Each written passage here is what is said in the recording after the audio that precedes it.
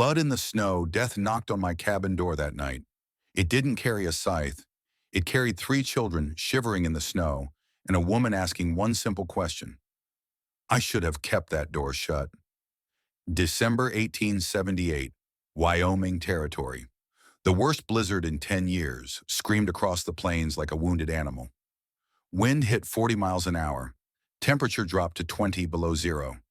The kind of cold that doesn't just kill a man, it erases him, freezes the blood in his veins, turns flesh to stone, leaves nothing but a shape under the snow for the spring thaw to find.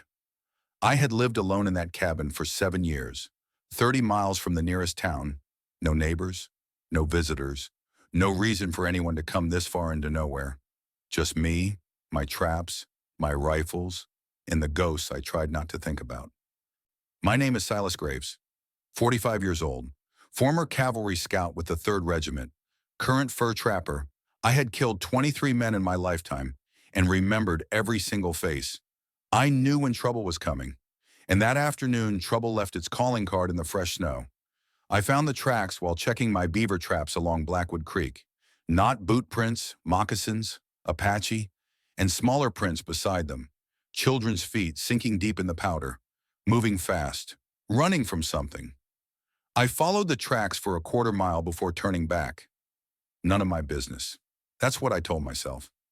I had survived 7 years alone by minding my own affairs, but I loaded my Winchester Model 1873 anyway.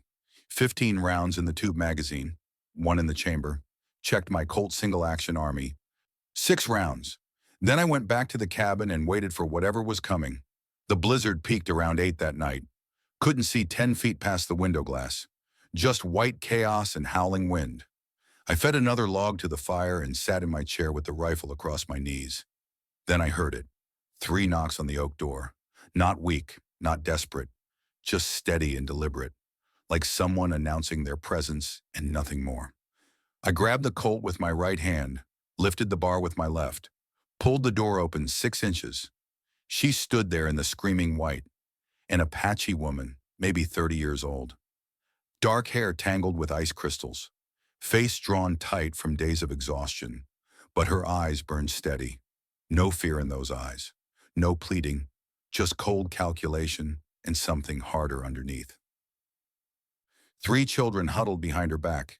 The oldest was a boy, maybe 12 years old, carrying the youngest on his shoulders. A girl stood between them, 8 years old, staring at nothing with empty eyes. The woman looked at me. She didn't beg, didn't explain, just spoke 5 words. Can we warm ourselves? The wind tried to tear those words away. I heard every syllable. My eyes dropped to the youngest child, the 4-year-old boy. His lips had turned purple. His small hands were cracked and bleeding from the cold. But his brown eyes looked straight into mine. Not crying, not whimpering, just looking at me with quiet courage no child should have to learn. And for one terrible heartbeat, I saw my son, Caleb, 4 years old. Can we warm ourselves up? Come inside, quickly.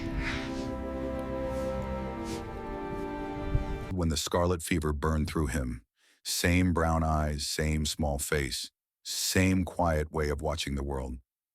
I stepped back from the doorway. Get inside now. They moved past me like shadows fleeing the light. The woman positioned herself between me and the children even as she entered. Smart. Survival instinct. I would have done the same. I slammed the door against the howling storm and dropped the bar into place. Turned to face them. The children crowded near the fire. The 12-year-old still held his little brother. The 8-year-old girl lowered herself to the floor slowly, mechanically, still staring at nothing. Something had broken inside that child. I recognized the look, seen it in soldiers after battle, in widows standing over fresh graves, the look of someone whose soul had gone somewhere else to escape what the eyes had witnessed. The woman remained standing, watching me, ready. I noticed the blood on her left shoulder. Dried brown against the leather, not her blood. How many are following you? I asked. She was silent for 3 heartbeats. Her eyes moved to the children, then back to me. 8 riders, maybe 7 now. Their leader wears a blue cavalry coat. My stomach turned to ice.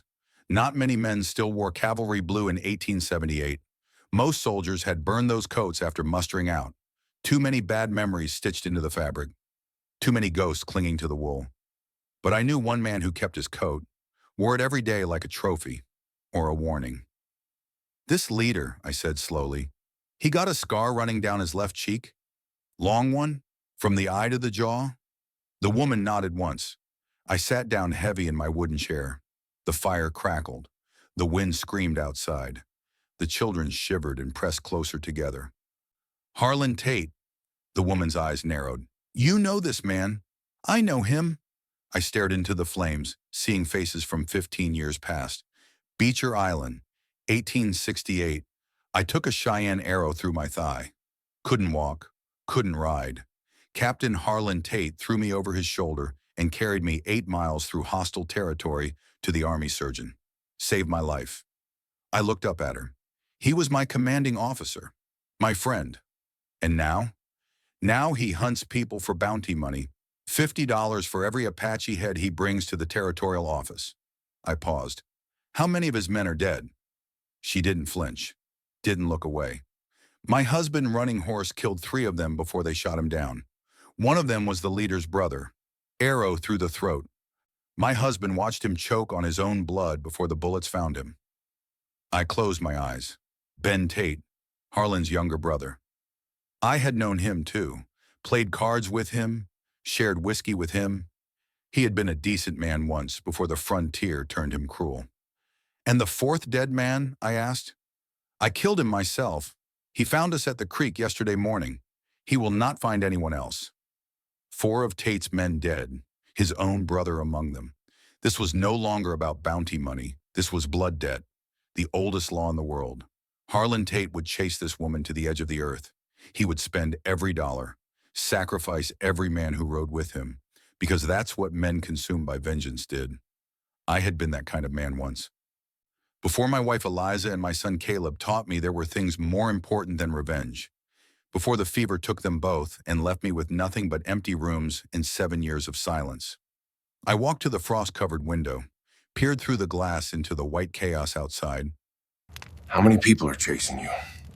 7 or 8. The leader is wearing an old blue coat. Couldn't see much, but through a gap in the blowing snow I caught it. Faint orange flickers in the distance. Torchlight. They were out there, waiting. He's not coming through the blizzard, I said. Too risky. He'll wait for it to break. Kaya came to stand beside me, close enough that I could smell wood smoke and exhaustion on her clothes. Will you give us to him? I turned and looked at her, then at the children huddled by my fire. The 12-year-old met my eyes. His hand rested on something hidden behind his back. A knife, probably. His dead father's knife.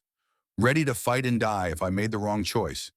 The little one had fallen asleep against his brother's chest. Even in sleep, his cracked hands gripped his brother's shirt. The girl still stared at nothing, lost inside herself. I thought about Harlan Tate, the man who saved my life, the debt I owed him. Then I thought about Caleb, my boy, 4 years old. I remembered holding his small body as the fever heat faded and the cold crept in. I remembered my wife Eliza crying herself to sleep every night until the fever took her too, 3 weeks later. I remembered digging 2 graves in frozen ground with bleeding hands. I had nothing left to lose. That should have made this choice impossible. Instead, it made the choice simple. No, I said, I will not give you to him. The woman exhaled slowly. The boy's hand relaxed behind his back. I walked to the gun rack and pulled down my Spencer repeating carbine. Old cavalry rifle. Hadn't fired it in years, but I kept it cleaned and oiled. Old habits from old wars. What is your name? I asked. Kaya. The boy? Crow Feather. 12 winters. He has not smiled since his father fell. The girl? Blue Wren. 8 winters. She has not spoken since she watched her father die. I looked at the sleeping child. And the little one? Little Hawk. 4 winters. He does not understand what is happening. I pray he never does. I nodded slowly. 4 winters. Same age Caleb was. Same age Caleb would always be. The storm will break before dawn, I said. We have 6 hours, maybe less. I turned to Crow Feather. You know how to load a rifle, boy? He shook his head, but his eyes said something different. They said, "Teach me. Then pay attention. I'll only show you once." I spent the next 4 hours turning my cabin into a killing ground. The walls were 3-inch pine, solid enough to stop a pistol round at distance, but a rifle bullet would punch through like paper.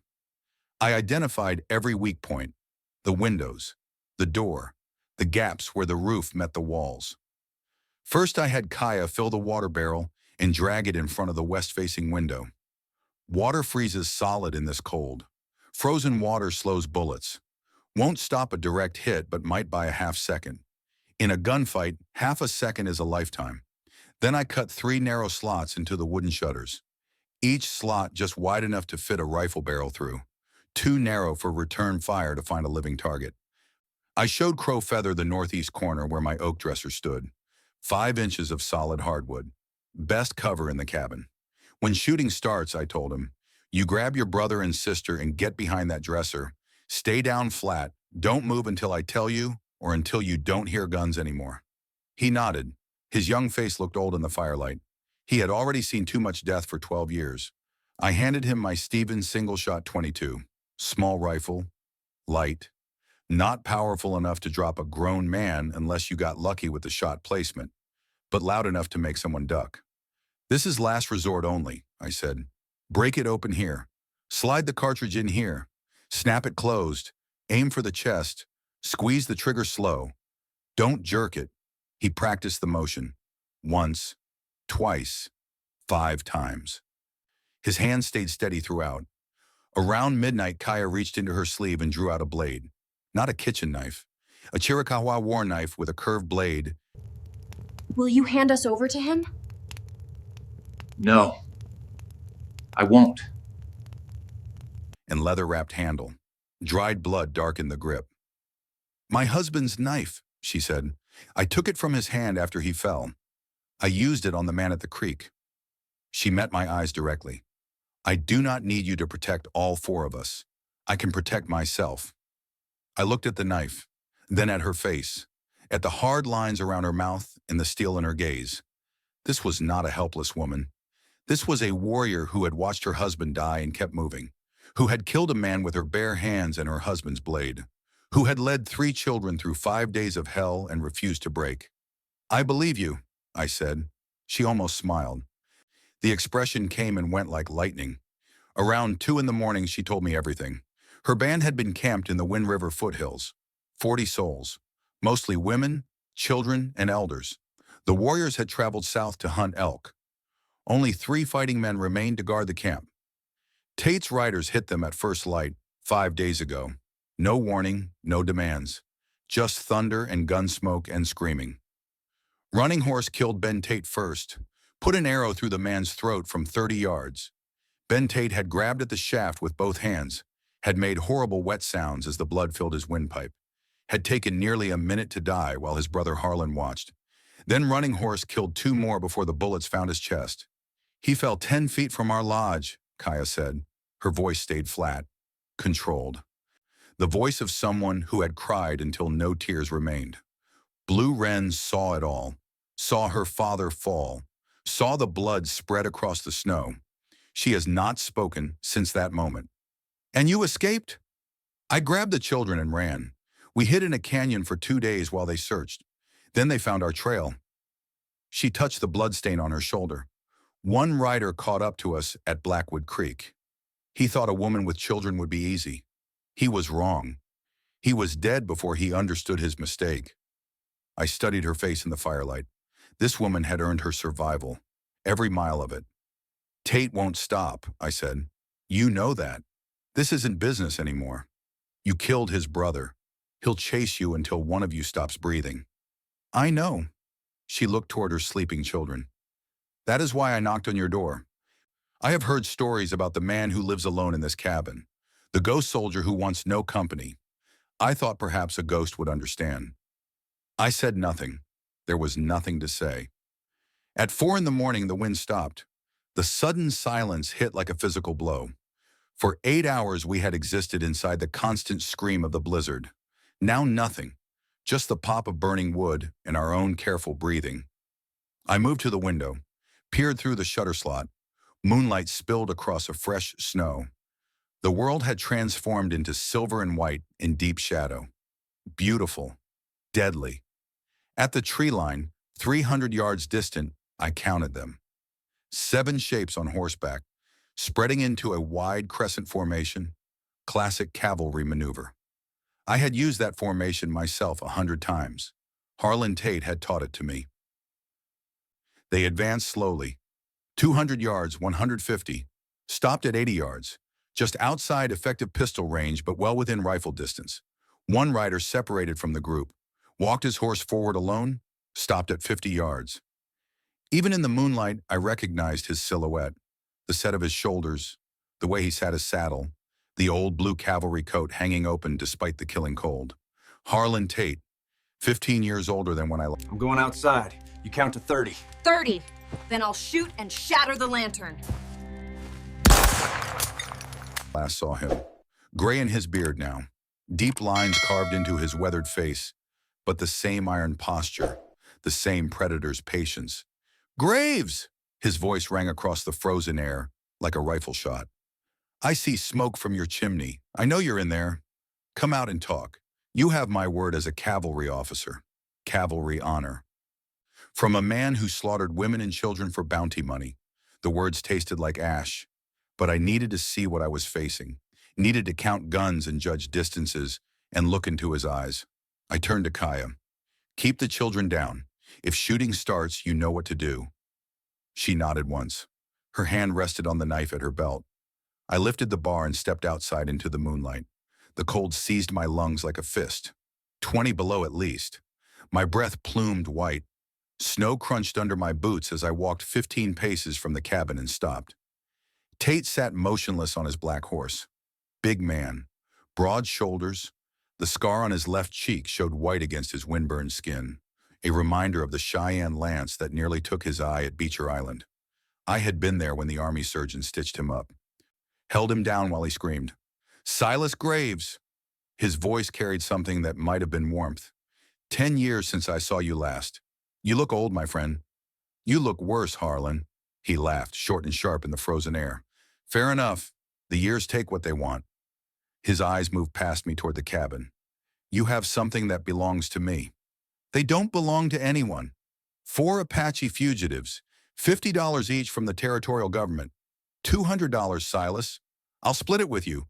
$100 for simply stepping aside." "No. You haven't considered the alternative. Don't need to consider it. Answer is still no." His friendly mask cracked. Something cold and ancient moved behind his eyes. "You're choosing to die for 4 savages? You, Silas? You remember how many Apache we killed together in the cavalry? How many villages we burned? That was war. This is still war, just a different kind. They killed my brother, Silas. Ben. You remember Ben? Arrow through his throat. Took him a full minute to drown in his own blood while I held his hand." Tate's voice went quiet. "Dangerous. That woman in your cabin watched her husband do it. Watched and smiled. That woman is trying to keep her children alive, same as any mother would. She's a murderer. Then what does that make you?" Silence. The horses stamped and blew steam. Somewhere in the trees, an owl called. "Last chance," Tate said. "Send them out. I give you my word they'll be treated according to law. Transported to the reservation. No harm will come to them." We both knew that was a lie. The reservations were slow death. Starvation rations, disease, children taken from parents. A people erased one generation at a time. "No, Harlan." His face hardened into something I barely recognized. "Then you die with them, and I'll make sure it takes a long time." Movement behind me, to my left. I spun. One of Tate's men had circled wide through the trees. A big man with a black beard was climbing through my back window. Body Crenshaw. I recognized him from wanted posters. Murderer. Rapist. The kind of man who enjoyed causing pain. A scream split the night. High and sharp. A child's voice. Blue Wren. The 8-year-old girl who hadn't spoken in 5 days. The girl whose voice had died with her father. "Behind us!" That single word saved our lives. Kaya moved like summer lightning. Her knife flashed through the window gap and buried itself in Bodhi's thigh.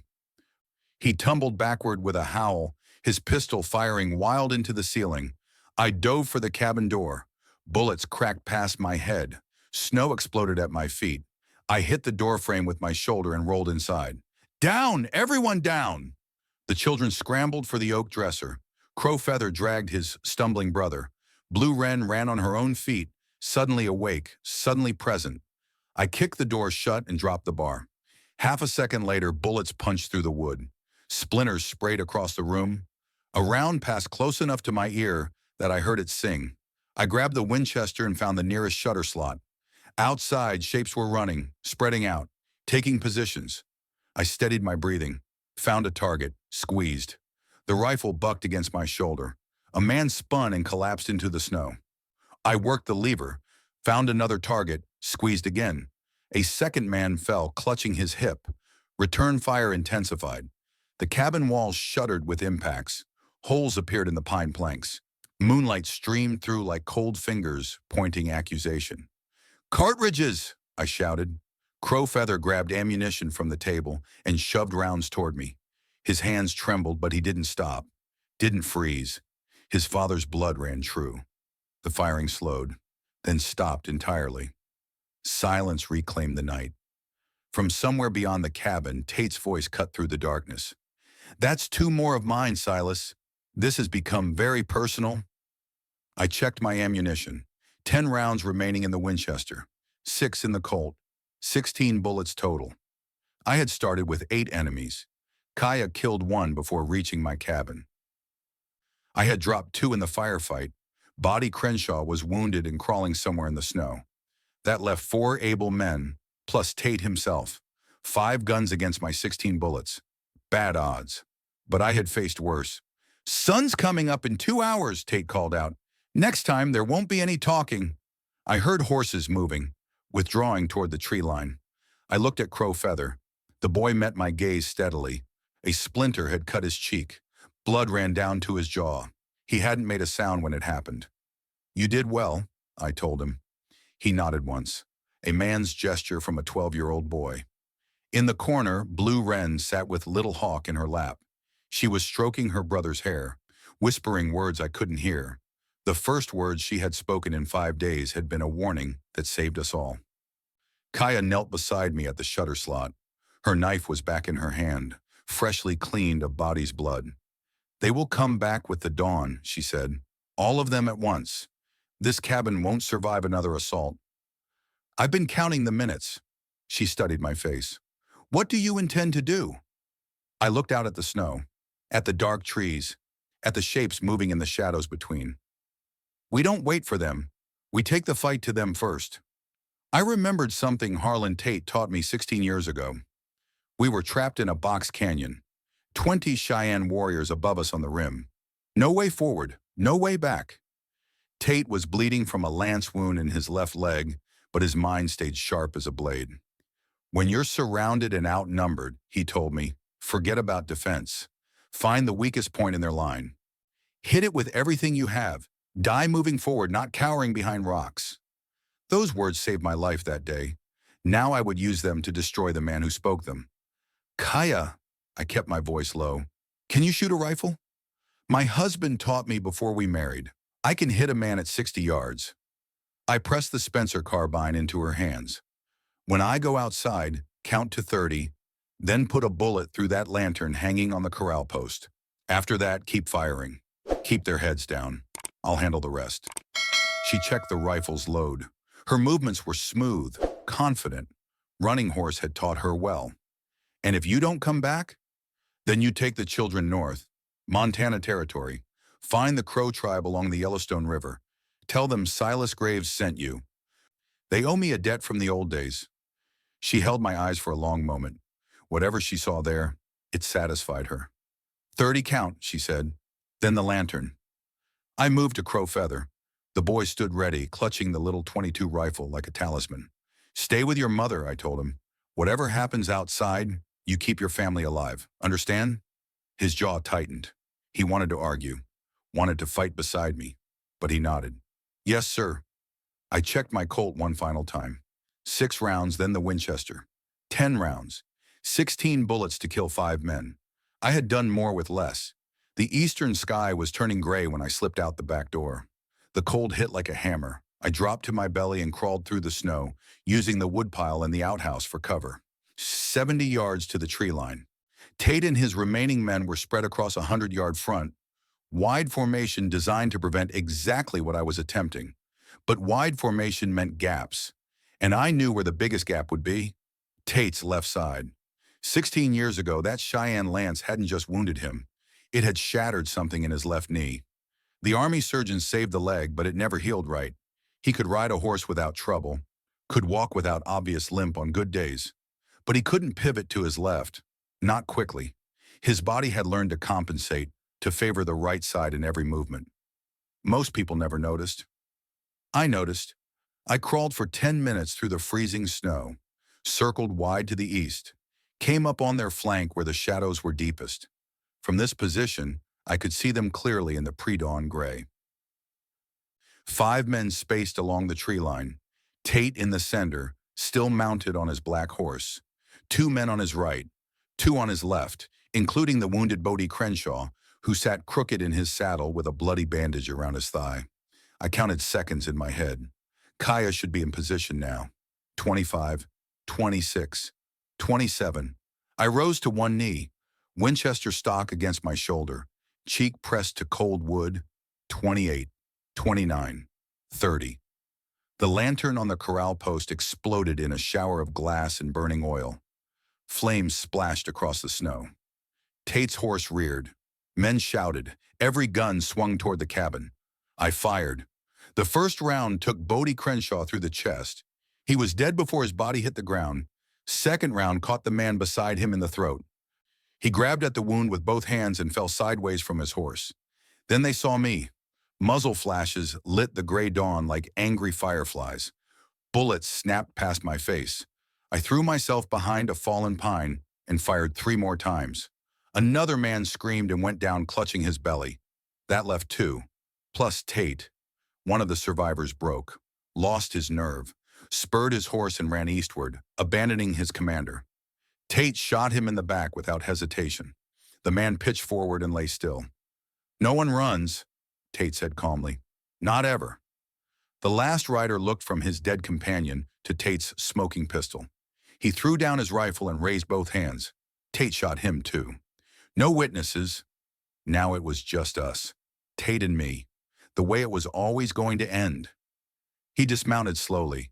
His left leg was stiff, reluctant to bear weight. His right hand rested on the butt of his holstered Colt. "Impressive, Silas," his voice carried across the bloody snow. "You learned those tactics from me.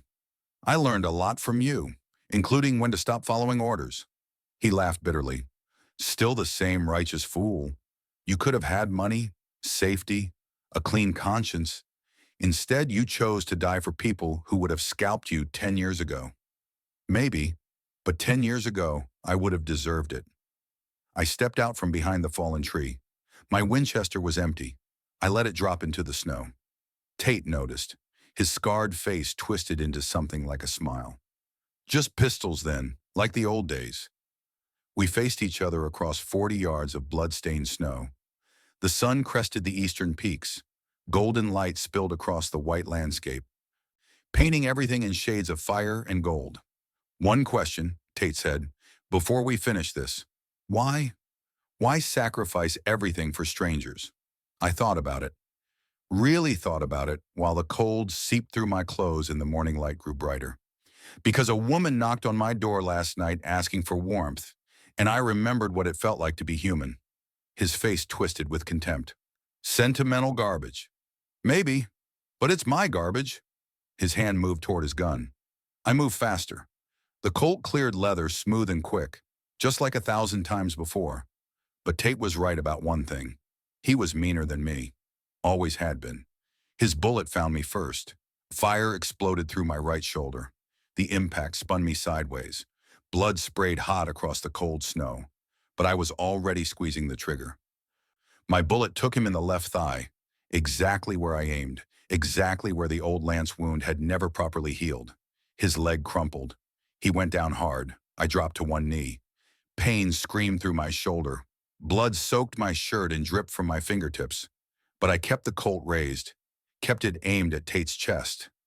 He was on his back in the snow, clutching his ruined leg. His pistol had fallen 4 feet away. He stretched toward it. "Don't!" He stopped, looked at me. Hatred and grudging respect mixed in his eyes. "Finish it," he said through clenched teeth. "You won. Finish what you started." I stood slowly. Every movement sent lightning through my shoulder. I walked to where he lay and kicked his pistol deep into a snowdrift. "No!" His bloody face twisted with confusion. "What?" "Beecher Island, 1868. You put me on your back and carried me 8 miles. You could have left me there to die. No one would have blamed you, but you didn't." I looked down at him. "We're even now. You think this settles things?" He laughed bitterly, his breath misting in the cold air. "I'll heal. I'll find you. I'll burn that cabin down with everyone inside. Maybe you'll try." I holstered my Colt. "But not today." I pulled my hunting knife from my belt and dropped it in the snow beside him. "Bind your leg before you bleed out. Your horse is still over there. Ride back to whatever hole you crawled out of. You're a fool, Silas Graves, a dead fool walking." "Probably." I turned and walked away. My boots left red prints in the white snow. Behind me, I heard Tate cursing and groaning as he reached for the knife. "This isn't finished," he shouted at my back. "You hear me? This will never be finished." I didn't answer. Didn't look back. Some things can't be settled with bullets.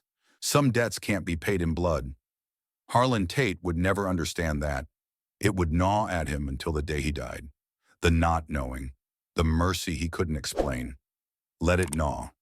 If this story moved you, share it with someone who needs to believe in kindness. Subscribe for more frontier tales of courage and redemption. Next week, the last ride of Ezekiel Stone.